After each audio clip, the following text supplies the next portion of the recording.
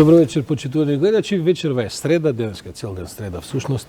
И како и секоја среда имате печат на неделата емисија. Јас сум Сашо Ардановски, во која со мене заедно и со моите гости се обидуваме да проанализираме, да видиме нешто што оставило впечаток минатата недела, па ако не минатата недела, минатите недели, може би и години, и така секој зависи од темата.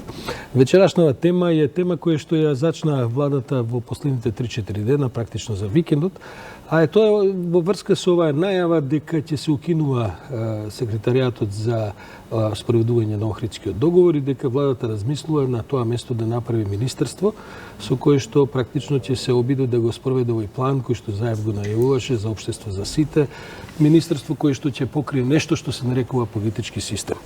Вечера ќе разговараме помалку за административните аспекти на тоа, бидејќи рипна веднаш сите стручњаци и рекоа дека на македонската влада сигурно не и треба уште едно министерство. Меѓутоа, мене ме интересираат последиците политички околу целата таа идеја и околу тај, да кажем, тој политички систем кој веројатно се обидува владата на еден поинаков начин да го постави како вредностна тема на разговор за она што треба да прави државата во македонското општество. За таа тема вечерва имам тројца супер квалитетни и супер погодени гости. До мене е господинот Ризван Сулеймани, професор универзитетски, кој меѓу другото беше своевремено и министер за локална самоуправа и човек кој што практично сите овие години е прилично тесно врзан и со тоа што го работеше овој секретаријат за Охридскиот договор. Добро вечер, Ризван. До него е господинот Насер Зибери, кој што беше пратеник во Македонското собрание во 90-тите години, потоа беше и многу други политички функции, меѓутоа бевте и еден од советниците кои што во Охрид практично го составува Охридскиот договор и разговаравте и за овие теми, предпоставам што и вечерва ќе ги разговараме, и професорот Ненад Марковиќ, кој не доаѓа од правниот факултет во Скопје, а кој што е експерт за политички системи, вака најшироко кажано, и за сите оние практично политички последици. Повеќе за мултикултурализам, така, да речеме. Во таа смисла, тоа сакав да кажем, она што го предизвикува токму овој систем кој што сега ќе се обидеме да го отвориме. Господа, тој секретаријат кој што денеска владата предлага да се укине, да се претвори во министерство, во македонската административна практика се појави 2001 година после Охридскиот договор. Прво беше едно одделение во состав на владата, потоа 2004 година прерасна во сектор, за во 2007 да прерасне во цел секретаријат и практично да биде на ниво на некакво, да кажем, недоречено министерство, но и повеќе од министерство, бидејќи секојаш човекот што го водел тој секретаријат бил и подпредседател на самата влада и особено за албанските партии кои што партиципирале во владата, секојаш било тоа едно значајно место низ кое што се спроведувала една политика која што за албанските партии била важна. Насер, вие бевте уште на времето, да кажем, вткајани во самата идеја околу развивањето на тој, да кажем, дисбалансиран систем до 2001 кој постоеше во Македонија, па бевте некаков, да кажем, вклучени во родоначалствувањето околу појавувањето на овој сектор. Како уствари се дискутираше, како всушност се дискутираше целата таа тема во Охрид и после Охрид и вака од тие години пред 15 на 20 години една реминисценција? Во тоа време се судруваат две тенденции. Една која беше застапувана од политички партии, не само партии, од македонска етничка провиниенција, кои тврдаа дека Уставот од 91 е можеби најдобар устав во регионот и поготово по извештајот на тогашната комисија на Бадентер, со оценет со многу позитивна квалификација, и ставот на албанските политички партии, тука пред се мислам на ПДП, која застапуваше теза дека всушност Уставот од 91 е генератор на криза во меѓуетничките односи во Република Македонија и устав кој всушност доведе до стеснување на одреден корпус на права кои албанците ги има гарантирано со поранешните устави на тогашната Македонија во рамките на тогашното СФРЈ. И се разбира, 2001 беше кулминација на овие судрување на овие тенденции, која кулминација продуцираше Охридски рамковен договор.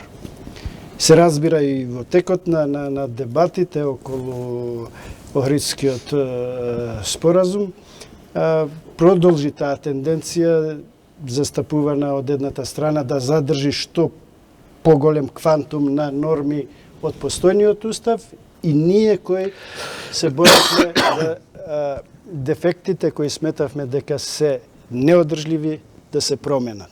И се разбира, тука е третиот фактор, тука беше меѓународната заедница која откако ги изслуша двете позиции понуди своја визија која мислам дека прецизно ги детектираше дефектите на тогашниот устав и понуди решенија во сработка со двете страни, кои решенија во одредени домени представуваат сериозен квалитет во напредување на политичкиот систем во државата, во одредени сегменти остана на пола пат и одредени прашања воопште не ги начна. Едно од тие е прашањето за високото образование и други теми кои ние сметавме дека треба да се решат.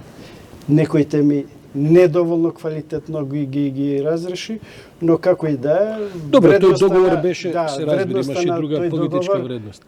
Се состои во тоа што предизвика прекин на воените действија од една страна и од друга страна понуди визија за иднината за земјата. Баш така како што се вика, рамковен договор, една рамка во која што требаше се исполнува со содржини. Па не случајно во едно од основните принципи на рамковниот договор вели една современа држава мора да гарантира со нејзиниот устав постојано унапредување на правата на нејзините граѓани во рамките на современите меѓународни стандарди. И не беше лошо, барем мене така ми се чини, ова решение со тогашното делениот сектор па потоа и секретаријат да се направи едно место во владата каде што де факто, видите, кога ќе ги видите задолженијата на тој секретаријат, таму нема многу прецизни, да кажам, извршни функции кои што ги оглаве надлежности, но е повеќе едно консултативно големо тело кој што треба да прави лобирања, информација, анализи и така натаму, да практично храни владата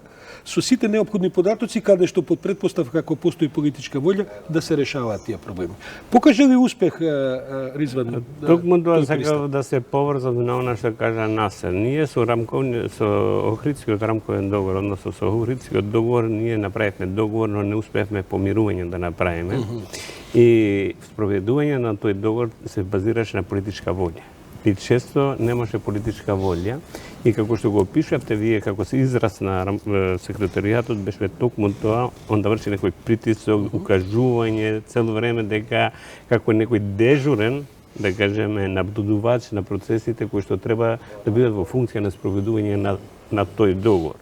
Во одредени моменти он покажа резултати, нормално дека имаше и слабости, но ќе мора да признаеме дека денеска веќе после толку време, благодарение меѓу другото и на тој договор, зашто емпириските податоци секогаш покажуваше кај што имаше политичка волја, кај што имаше политички притисок, имаше подобри резултати. Нешто што најдобро и најпрецизно се мереше преку представувањето во институциите. Нормално дека тоа рамковниот договор не е само представување на институции, кој е повеќе од тоа. Но тоа беше мерливо, нешто што можеше да се види во секој момент. И рамковниот договор помогна во тоа да ги скрши тие предрасуди, да ги има одредени функции, има одредени позиции во државата кои се недепортливи, односно тука албанците и другите заедници никогаш не може да стигнат. Ама што беше и така. И што беше факт. И благодарение на тој секретаријат, ние денеска веќе немаме проблем да видиме министер за одбрана албанец. Немаме проблем да гледаме председател на собрание албанец. Дури се зборуваме и за председател консензуален или можеби и председател на влада албанец. Со сето тоа допринесе тие некои предрасуди, некои стравови кои некои беа оправдани, повеќето неоправдани, да се надминат. Кога денеска ги читам резултатите од работата на секретаријатот, прво таму има еден механички дел. Мислам, ние реално моравме и во цифри да донесеме многу повеќе да кажем, не само албанци, туку и представници не македонци во администрацијата и тоа просто не можеше поинаку да се направи освен со еден притисок и со едно, како да кажем, механичко полнење на институциите за да се приближиме, тој просек инаку и денеска не е идеален. Меѓутоа се уште се гледаат и денеска дека особено на раководни функции не се пополнети во некаков сразмер со некакова, да кажем, задоволителна статистика, иако трендовите се несомнено позитивни. Денат, како ти се чини тебе тоа искуство низ кое поминавме со овој секретаријат? Таа интервенција понекогаш и просто еве говорам механичка интервенција во системот. Даде ли резултати кои што беа за очекување? Всушност тој беше една од главните критики, дека процесот, например, на рамномерната застапеност на етнички заедници беше премногу механички. Иако јас главната критика не би ја упатил кон тоа дека процесот беше механички, процесот мораше да почне некаде, мораше да стигне некакви индикатори кои би биле задоволителни, но можеби тоа што често во тој процес имаше еден партиски филтер. Можеби беше поголемиот проблем отколку што подразбираше да се вработи ова или она етничка заедница. Стана се секретаријатот една партиска машинерија.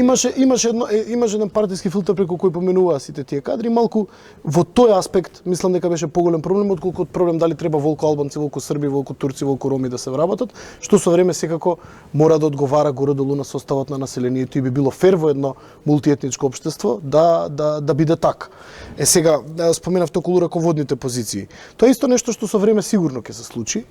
Меѓутоа, неможноста на одредени етнички заедници да пенетрираат до оваквите позиции повторно се надоврзува на она што го разговаравме претходно, а тоа е фундаменталната недоверба која не се надмина со Охридскиот рамковен договор и која тешко, кој и сега е огромен предизвик. Со професорот Сулемани имавме, се сеќавам своевремена на дебата околу кокошката јајцето, односно лојалноста и правата, не знам ако се сеќавате, тоа е секогаш интересна дебата. Всушност таа нема одговор дефинитивниот одговор или приближно дефинитивниот одговор е дека тие два процеса мора да одат понатаму. Како што ќе се зголемува довербата, така и таа пенетрација на поодговорни позиции во политичката сфера таа е веќе случајна, така, имаме председател на собрание и така натаму и така на министер за одбрана, спомна професорот, но не е случајна, например, во безбедносните структури, каде што се уште постои скепса, во одредени сензитивни делови на разузнавањето и така натаму и тие се тие невралгични точки на кои предпоставувам дека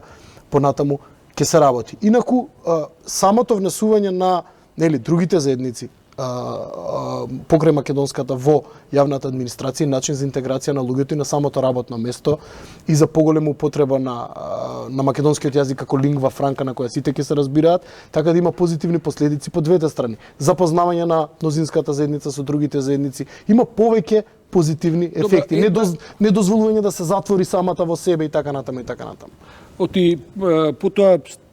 Потоа стана и критиките дека всушност се овој, да кажем, еден напор кој што се направи во последната деценија, па од друга страна доведе до некаква бинационална држава, така го крстат проблемот, и дека тоа е сепак друг тип на проблем. Каде ќе се најдеме ако само гледаме на статистики? Да, поведам. Ако ми дозволите, значи формирањето на овој сектор, како што рековте на почеток, одделени сектор, секретаријат и конечно да прерасне во некакво министерство, е резултат на две компоненти.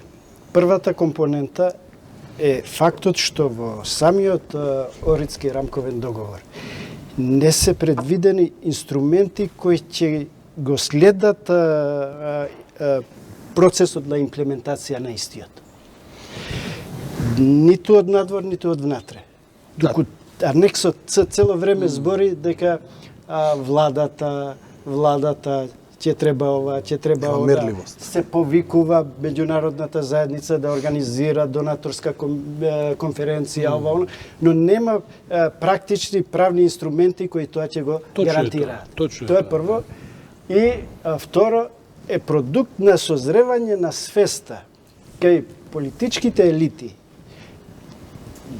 под притисок, под потреба, независно од кои причини, но секако созревање на свеста кај политичките елити дека овој рамковен договор мора да има орган во кој ќе се анализираат состојбите, ќе се сумираат резултати, ќе се реагира на ќе се дава поттик за негово имплементирање. Иако мој впечаток е иако во тој дел јас не сум бил во извршната власт, може би Ризван може повеќе да и покомпетентно да каже, но мој впечаток од дистанца е дека овој инструмент, овој секретаријат, ова установа повеќе се задржа на техничко-кадровски прашања отколку на политички. Зошто го велам тоа? Зошто мој впечаток е, може би и факт, дека од овој секретаријат не произлегува ни една или многу малку иницијативи за политичко решение на одредени прашања поврзани и кои произлегуваат од Охридскиот рамковен договор.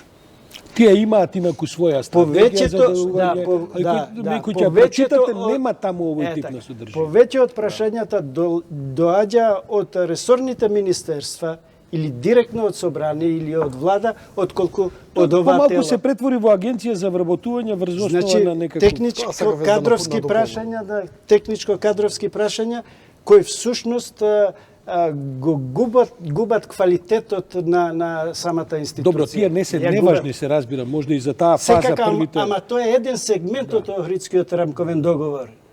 А тоа е соодветната застапеност, односно создавање на институции кои ќе бидат одраз на етничката структура на државата. Во право ли е нас? Во секој случај, апсолутно, ја не сум задоволен затоа што се премногу се стесни улогата на тој секретар и уопште на рамковниот договор. Јас мислам дека тоа е поради политичките околности, зашто политичките партии најлесно може да каже што направили преку бројки.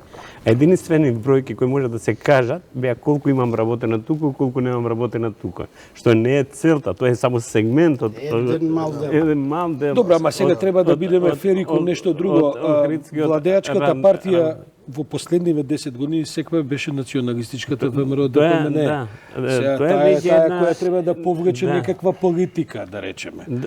Од другава страна сепак се наоѓа ДУИ во многу повеќе дел од времето, кој исто така не сум сигурен колку има капацитет политички да повлече овој тип на иницијативи, кои што се, ајде да кажам, не се националистички по својата природа. Тие се либерални по својата. Значи, и тоа дали било возможно да се важни? Апсолутно дека идеолошката определба на главната политичка партија, тука не го амнестирам ни ДУИ, и те како влијае во тоа во кој правец ќе се движат, да речеме, 10 години владење со етноцентрички пристап на градење држава, нормално дека Охридскиот тој секретаријат не му остануваше многу простор, освен да бие некоја битка кај што ипак има некој резултат за да може да се оправда пред јавност. А тие беа и поефикасни, бидејќи тие нема проблем со ефикасност. Колку ви треба? 100 или 102. Не разбирате во таа смисла, и тоа ја стесне улогата што апсолутно се сложувам дека тоа не е Охридскиот договор.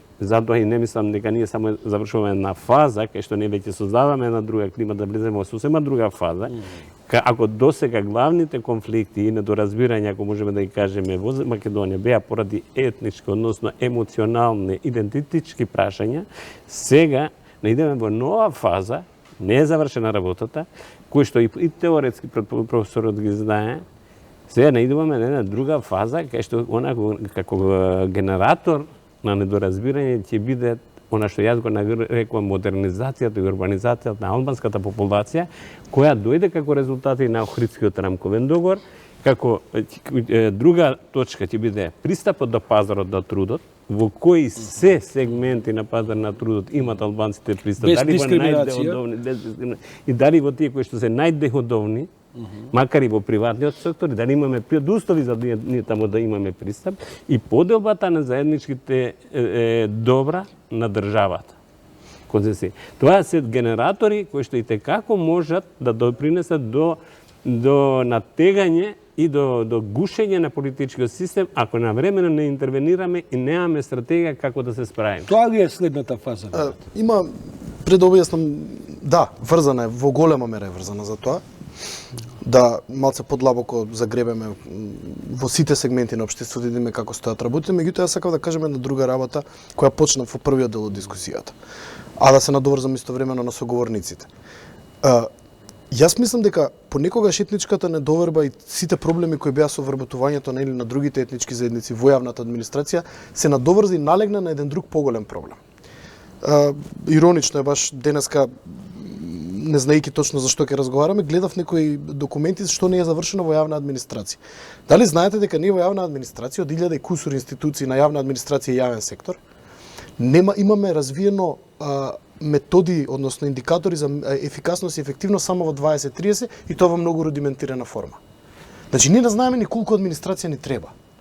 За да знаеме кого треба да отпуштите, кого треба да реорганизирате, кого треба некаде да преместите, каков кадар ви треба. Вие треба да имате некаков бенчмарк, индикатор, показател. Хајде употребиме македонски збор, показател.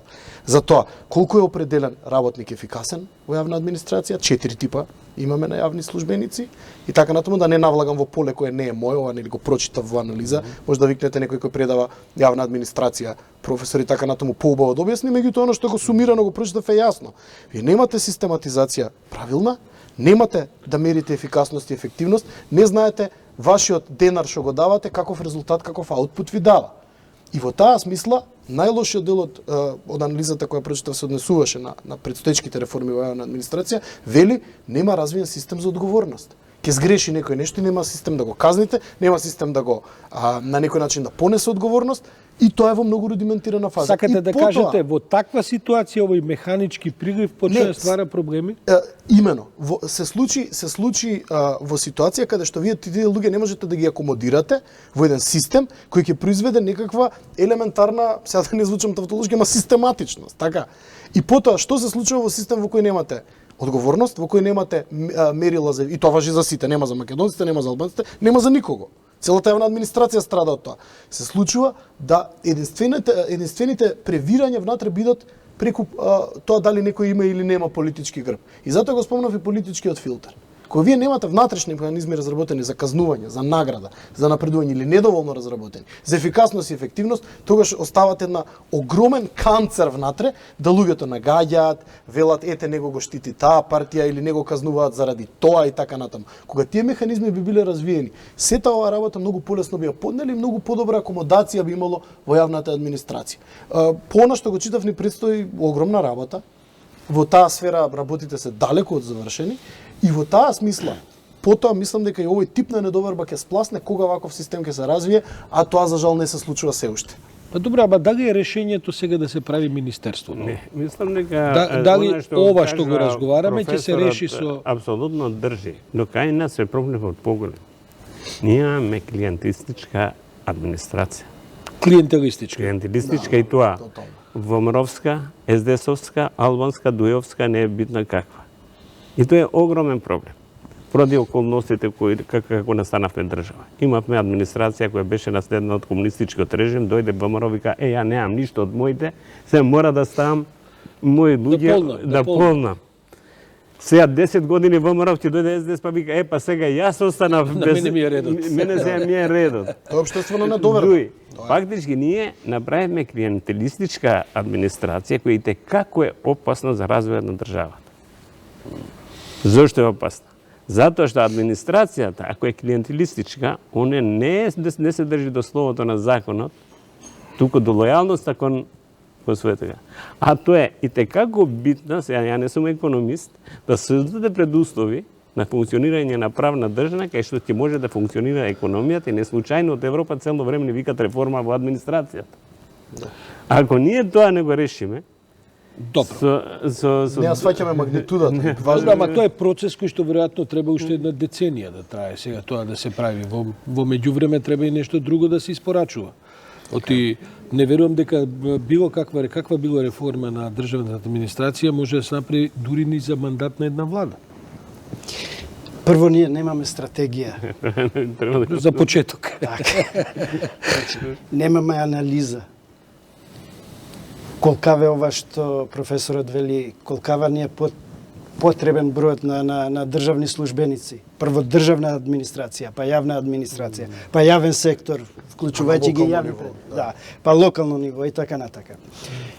Ова што го спомна Ризван, на нас не ни е само клиентелистичка, тоа е точно еден сегмент, ама не е и некомпетентна, нефункционална И за жал таа произведува се повеќе проблеми во функционирањето на државниот апарат. И ги слушам јас изјавите често на министрите. Има превработеност, а малку функционалност. Малку слаба ефикасност. Да. Многу луѓе не може да се испорача резултат. И значи ова е диагноза која важи за целата државна јавна администрација. Не е одлика или продукт на Охридскиот рамковен договор, односно секретаријатот за спроведување на. Иако тој, точно е тоа што го кажа Ризван, придонесе да се уште повеќе влоши ситуацијата. Зошто секретаријатот не се занимаваше со она што прво е политичко-нормативна дејност која произлегува од Охридскиот рамковен договор. А што е тоа? Определбата во рамковниот договор дека ќе се преиспитаат сите закони кои се однесуваат на јавната и државната администрација и ќе се внесе одредба дека ќе биде задолжително запазувањето на застапеноста на етничките заедници во ова. И врз основа на тој критериум ќе се создадат инструменти и нормативи врз основа на кои ќе се пополнат тие празнини. Па да се направи една анализа за 5 години колку од еден сектор, министерство, орган ќе се пензионираат. Па како тоа ќе се пополни? Туку што се праше? Контингенти. Да. Кои за жал од еден незамерлив дел остана и дома. Па сега ова влада се обидува тоа како да го реши. Сепак јас значи потполно се согласувам, но се обидувам да бидам и како да кажем да сватиме дека сепак се напреден голем исчекор. Прво, во меѓувреме биќе во принцип се 2-3 клучни прашања со кои се бавеше секретаријатот. Се разбира вработувањето и застапеноста, употребата на јазикот и образованието. Со сите сопки, препки, прва рикверци и така натаму, ние сепак дојдовме во ситуација да денеска се произведува еден квантум на образовани немакедонски, да кажем, припадници на заедниците, кои што се исто толку добро образовани колку и овие другиве. Значи, да не отвориме дискусија какво ни е образованието, но сепак веќе имаме квантум на високо образовани. Со продорот со законот за јазиците, со механичкиот прилив се подобрија статистиките. Некако како додиме на ова Ризван што кажува сега во една терцијална сфера, а тоа е како рамномерен развој, тоа значи оти таму имаше предлози и буџетите на општините со бадентер да се решаваат. Дури и буџетот на државата да се носи со бадентерово мнозинство, за да се заштити принципот на рамномерен развој. Тоа инаку оваа влада, не знам дали памтите и господинот Анџушев и господинот Заев, тоа го говореа кога дојдоа. Веќе на крајот суштината на секоја влада е како ги собираш парите и како ги трошиш. Преку трошењето на парите ти јасно пристапот до јавните ресурси. Значи, и при тоа, како што Македонија во Југославија имаше еден бенефит од нерамномерен развој, па словенците даваа повеќе пари за нас, се разбира дека и во Македонија со оглед на целата сиромаштија, најсиромашните треба диспропорционално повеќе да добијат, за да стигнат барем на едно, да кажем, просечно сиромашно ниво. Во Македонија нема богати општини. Ако ми дозволите... Сакам да кажам, гледате, кој е тоа се една, како да кажем, една многу посуптилна сфера, отколку само проценти и само рокови за вработување. Бара цел еден политички пристап кој е... Дали ова министерство ќе го реши тоа? Дали овој пристап тоа го реши? Да се надоврзам и на претhodното прашање дали е добро и дали е потребно прераснување на секретаријатот во министерство и така натаму, перспективно како тоа ќе се развива и така натаму. Лично го поздравувам потегот и ако се чита образложението на предлогот, кој патем доаѓа од собрание, не од влада, од неколку пратеници од парламентарното мнозинство, вика заради потребата од остварување на потребите на државата во областа на политичкиот систем, спроведување на Охридскиот рамковен договор и неговите фундаментални принципи и така натака предлагаат да се формира Министерство за политички системи и односи меѓу заедниците. Јас лично сметам, а не дека јас сум го открил тоа, Охридскиот рамковен договор не е еднократна обврска која во даден момент е зададена и која во одреден период завршува и е завршена таа работа. Напротив, Охридскиот рамковен договор е принцип на функционирање на институциите на државата. И доколку тоа е така, бидејќи таму се уредени начините на кои се носат неколку закони, на кои мора да се запази, меѓу кои и принципот на застапување и така натака. Значи, мора да има еден орган на управа, дотолку повеќе сега во ранг на министерство, кој постојано ќе води грижа како овие принципи на Охридскиот рамковен договор се точат во политичкиот систем на државата. И од тука, ако се постави на здрави основи овој орган на управа и ако соодветни луѓе раководат со него, јас сум убеден дека тоа ќе биде еден добар поттик и показател дека ова влада е спремна и има политичка волја процесите да ги напредува.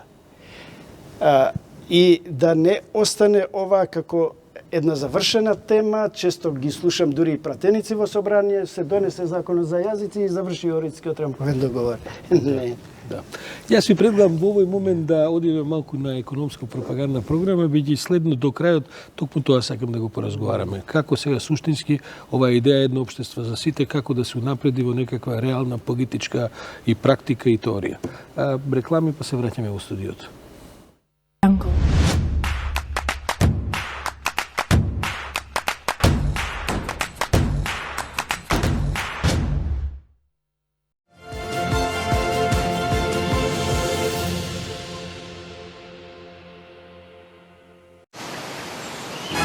Да бидеме искрени, не замислувавме дека ќе излезе баш вака. Дали паметниве телефони не прават попаметни? Време е да го поставиме големото прашање. Можеме ли подобро? Овие умни глави знаат дека можеме. Дечкиве, само што станаа пријатели. Видете, дури и баба знае што се случува. Гледате, сегашноста сепак може да биде неверојатна. Користете ја технологијата за добро. Пелистарка ви подарува апликација за здрав живот, здрави навики и здрави одлуки во 2019-та. Календар со спортски настани, културни случувања и празници. Организатор на вашите секојдневни обврски. Подсетник за тоа колку вода пиете во текот на денот. За здрави одлуки во 2019-та. Пелистарка.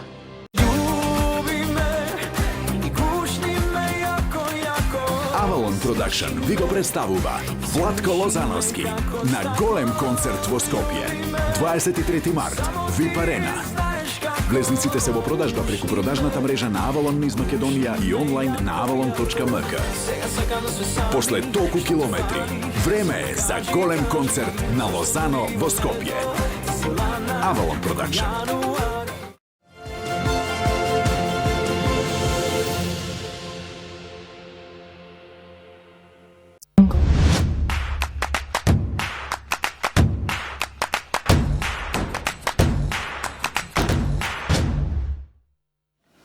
Се враќаме во дебатата за тоа каде ќе одиме понатаму со идејата за едно општество за сите и со оваа иницијатива која што доаѓа од власта да се укине секретаријатот за Охридскиот договор, споредување да се оди на повисока организациона форма, прераснување во министерство.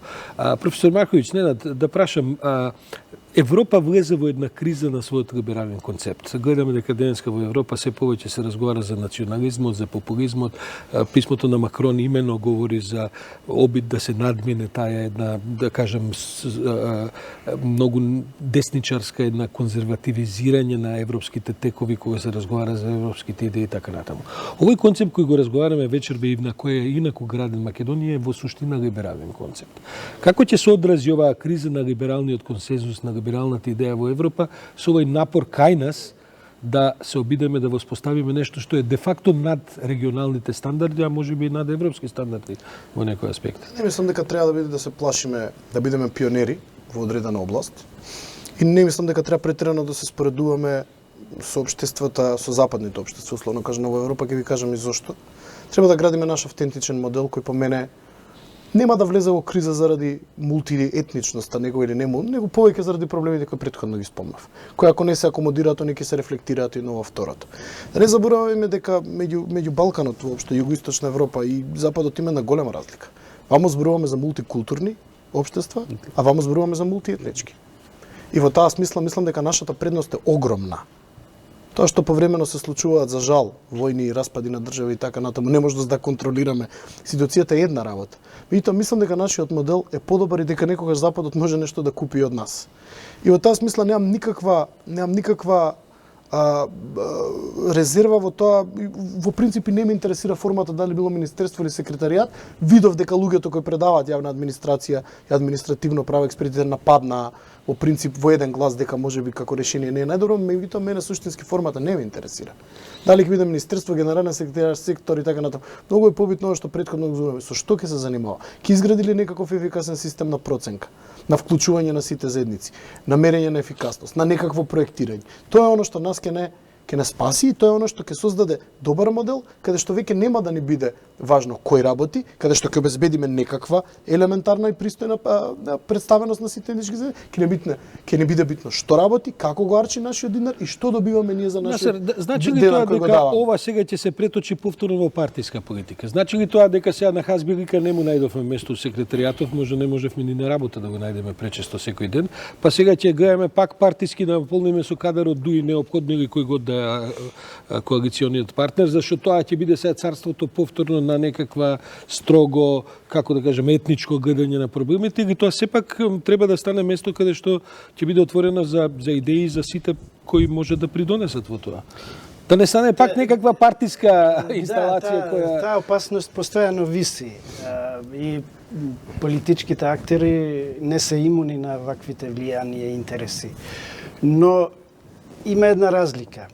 Прераснувањето на овој сектор, овој секретаријат во орган на управа од највисок ранг на министерство, во чија надлежност влегуваат и овие крупни политички прашања, областа на политичкиот систем, спроведување на Оридскиот договор и неговите принципи, создава поле, терен и правна рамка во која ако имаме кадровска политика која би била соодветна да одговара на задачите, може и текако да придонесе многу во развојот на политичкиот систем во земјата. Едно и друго, ќе им го земе и последниот аргумент на тие што го напаѓаа секретаријатот и воопште процесот на спроведување на Оридскиот рамковен договор, дека овој орган на управа го нема квалитетот и капацитетот на еден орган на управа во рангот на министерствата и како таков тој не може да се наметне со другите органи на управата како што се министерствата. Има ли тоа смисла што говори? Апсолутно, јас имам смисла на она што сакав ја да го кажам овдека. Не би сакал. Најлошо би било кога би се сведел на тоа. Ја не се плашам толку од капацитетот на човекот кој го води. Највише се плашам дали воопшто имаме визија за новиот концепт на држава, едно општество за сите. Ако имаме визија, ние лесно таа позиција ќе успееме да ја ставиме во функција на реализација на таа визија. Зошто? Ние со овие 10 години толку многу ги развивме центрифугалните сили, се поделивме толку многу, што имаше една заедничка точка, што ни јас го нарекував МИТ или лепакот на поврзување. Проектно ориентирани НАТО и ЕУ. Кога овие точки ќе се исцрпат, прашање, ако ние немаме стратегија, како ќе останеме заедно? Добро, за среќа нема да се исцрпат, барем уште догледниве 10 години. Не, исцрпат во смисло на користење за политички кампањи и мобилизација. Ние мора да имаме стратегија кој е тој лепак на поврзување, како ние ќе се поврземе заедно и ќе обстоиме. А ако имаме таков политички систем кој е свесен дека она што Тито некојаш го викаше, чувати братство единство како зенице око, денеска да викаме да го чуваме тој духот на Охридскиот рамковен договор, како зеница и да го унапредиме, не да останеме на она што досега не беше менаџирање со криза, зашто ние досега го користевме менаџирање со конфликти. Тоа мора Охридскиот рамковен да прерасне во социјална кохезија на едно мултиетничко општество, не мултиетничко, мултикултурно, туку мултиетничко. Зашто голема разлика е меѓу мултикултурно и мултиетничко општество. Сепак неизведно, ако смеам да констатирам, ова е првата председателска кампања изборна и веројатно првата изборна кампања воопшто во Македонија, каде што албанско-македонските односи не се примарните во дебатата. Нема, имаме сега една друга дебата. После тиранската платформа и таја беше изнасилена пред 1-2 години, и таја беше, да кажам, еден обид да се наметне, па не успеа. Ние сепак во последните 5-6 години, дури излегувајќи од владењето на претходната гарнитура, ги потрошивме тие, да кажем, меѓуетнички теми. Се повеќе разговараме за правосудство, за правда, за општество за сите. Или може би тоа некаква фаза само на зимање воздух, не знам дали. Сакам да кажам, може да одиме во добар правец, Ризбан. Јас мислам дека е првиот само чекор. Добро. И јас не се Да не се биде јас сум бил од преоптимист. тие кои што сум го промовирал. Не можам да кажам дека ја не сум бил тој кој што сум го ја промовирал идејата на консензуален, ама не консензуален кандидат, консензуален председател. Зашто денес ќе имаме битка измеѓу консензуалниот услов, да кажеме, кандидат и етноцентричкиот кандидат. Консензуалниот председател треба од двете страни да произведува битка на два консензуални кандидати и преку механизам политички да изградиме, да самиот механизам го изфрли тој консензуален кандидат. Не резултат на политичките елити. Тројца, четворица луѓе кои ќе се договарат и ги нас ни кажете гласете за ова. Ние мора да создадеме механизам политички кој што ќе произведува консензуален председател. Зашто сега имаме од една страна консензуален кандидат и етноцентрички кандидат. Ама, Ризбан, се уште сме скоро и на првата екипа. Не, сакам да кажам, и тоа е добро, зашто прв пат ќе се отвори дебата измеѓу една опција кој што се залага за некој си консензуален и другата кој се. И ќе видиме уз дебатата што ќе не на единствениот на оваа маса кој не припаѓа на првата генерација политичка, некаква, ајде речеме, можда и предност имало. Сакам да кажам, се уште се на сцена луѓе од 90-тите години, кога се превалија многу големи приказни на оваа тема, па конфликт, па постконфликт, па мерки на зголемување доверба и така натаму. И затоа велам, можда не треба да бидеме прескромни да кажеме дека сепак дојдовме до негде. Да ние сега имаме де факто водечкиот политичар во државата кој се вика Зоран Заев, храбро да настапува со концепт за едно општество за сите. Тоа, знаете како, барем кај македонците знаело да биде рискантен концепт. Видите, тоа кај македонците значило, ја имате другата сторија на другата страна. Еве, го промени името, го промени идентитетот, не знаеме по што ќе се препознаваме и така натаму. Така што тоа е еден студир кој е прилично високо дигнат. Ненад, ја не знам дали сум право ова што го кажувам, но не се избегнува таа тема. Прашањето е сега ова министерство дали ќе унапреди таа тема на вистински начин. Бидејќи во право Насер се работи за филозофско напредување, не само административно, што добиваме орган кој ќе има капацитет, па и буџет, па и во властување, па и сето тоа да тера нешто. Како филозофијата да се прошири? Да се излезе од оно што се нарекува zero sum game, така, Да. на меѓуетнички односи. Да. Во таа смисла треба да се тешко е, не знам дали можеме преку во одвојање на министерството да се промени парадигмата, меѓутоа може да помогне во секој случај. И во таа смисла мене ми е многу криво ако идејата, независно сега дали е добра во техничка смисла или не е, ако падне жртва во меѓупартиски раскусурување, па тоа министерство биде некоја второстепена која еве ви го вас, па вие правите што знаете. Па тоа се обидов да го загатнувам, да не биде па некаква партиска екстензија која ќе реши. Ако тоа се случи, ние од старт сме утнале работата. Ако се претвори во министерство кое ќе биде за подкусурување, за да има уште едно министерство со кое ќе тргуваме. Затоа што токму таа трговска свест на тоа етничко мешетарење треба да престане, за да можеме да излеземе од таа игра со резултат нула, нели zero sum game, на меѓуетнички односи која се сведува на тоа дека ако едната етничка заедница добие нешто, другата автоматски губи, затоа што тоа просто не е така. Зборуваме за акомодативни политики, кои во мултикултурните модели, во мултиетничките модели и во мултикултурните модели треба да бидат двонасочни. Едната заедница кон другата, другата кон првата заедница, нормално не оставајќи ги она што мислам дека го спомена и преска како голема опасност типо малите заедници кои се бројни. Подготвена ли ја јавноста за ова? Хајде да речеме дека политички елити еве ги изанализиравме, тоа е отприлike тој капацитет, некој е понапред, некој е поназад. Македонија јавноста подготвена ли е за овој концепт? Мислам ве турка во... ми дозволиш, треба да се сме разбира. реални и објективни дека ова е почеток на изразување на една волја да се унапредат некои односи. Јас тоа така го разбирам. За да се видат бенефитите или резултатите на ваквата идеја, ќе треба малку време.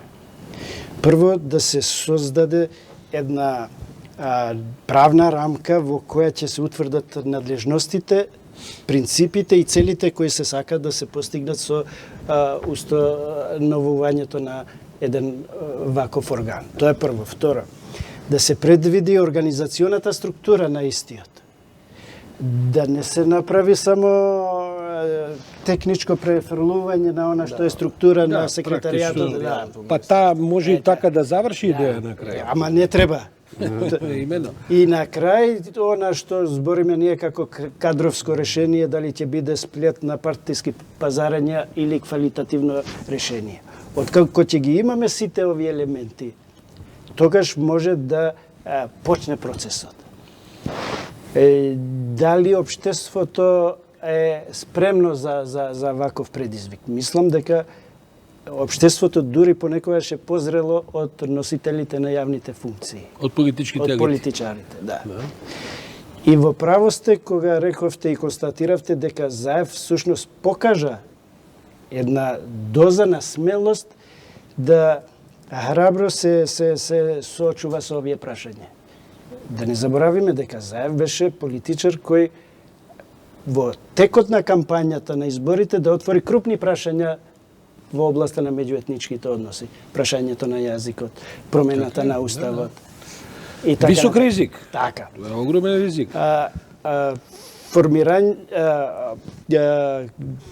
Именувањето, односно изборот на прв човек на собрание од редовите на етничката заедница албанска. Исто така беше еден сериозен ризик со кој он се соочи. Донесувањето на законот за употребата на јазиците. Исто така. Ова е уште еден чекор понатака. И кога сите овие елементи ќе се вградат, ја дава таа слика на едно општество за сите. Но тоа општество за сите треба у практична смисла да се материализира. А тоа е она што вие го рековте на почеток. Еднаков пристап до јавните ресурси. Не, јас дури заговорам нееднаков пристап. Не Значи, на заедниците и на регионите... еднакви шанси. Така е. Еднакви Треба шанси, повеќе, мора да имаат поголем пристап. Еднакви Значи, шанси до јавните ресурси, без оглед на етничката или другата припадност.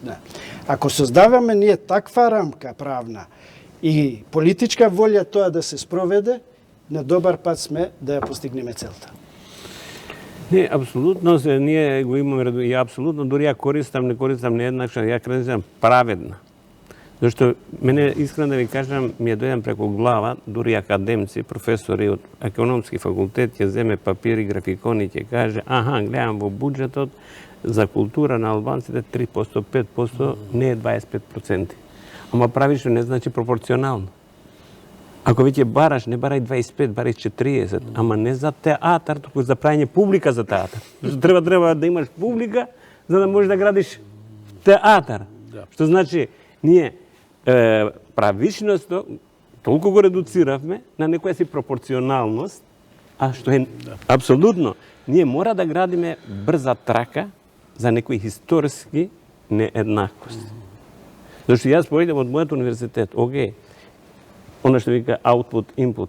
Да. Што Вие сте на Мајка Тереза. Да, Мајка Тереза. Што влегува како мене како input и што ја произведувам. Ја на крај треба да произведам студент компетитивен, значи во пазарот на трудот, да биде еднакво способен со сите други кои што во другите универзитети студира. Ама мојот input е јас имам студенти кои што во главно нивните родители се неписмени, рурални, со ниски примања, за разлика од неговиот универзитет, кај 70% се со високо образование, урбанизирани, за друг, сигурно. И на крајот, мојот и неговиот студент треба да бидат исто компетитивни. Или приближно. Или приближно исто. Затоа јас треба да бидам помогнат да ми се содаде побрза трака со додатни ресурси. Дали ова министерство тоа место каде што тоа ќе се мојот генерира? студент да биде послаб. Ве Ја разбирам. сакам да биде конкурентен. Ве разбирам. Дали е ова министерство местото каде што е уствари замислено тој тип на филозофија да се креира? Да идентификува тој тип на, како да кажем, празнини, на потреби за нагласени некакви развои, на потреби за поголема избалансираност. Сашо, ако името е Министерство за политички систем, значи тоа Треба да биде. Ама сакам да кажам, видите, тогаш не можеме да добиеме онака строго партиски кадар кој ќе биде вешт за делење пари. Јасно. Ова повеќе ми наликува на потреба за филозоф или за политиколог од висок маштаб, отколку за некој кој... Добро, колеги, јас ви благодарам што вечерва ја отворивме оваа тема. Очигледно дека имат уште многу за дискусија и простор, ама се надевам дека барем некои од политичариве што не гледаат, нема ова да го видат.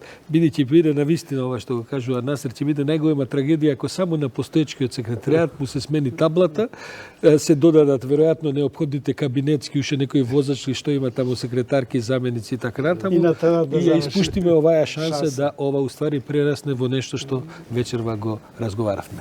Ризван Сулејмани, Насер Зибери, Ненад Марковиќ, јас ви благодарам вечерва за оваа дискусија. Се надевам дека ќе поттикне и некои други да размислуваат на оваа тема.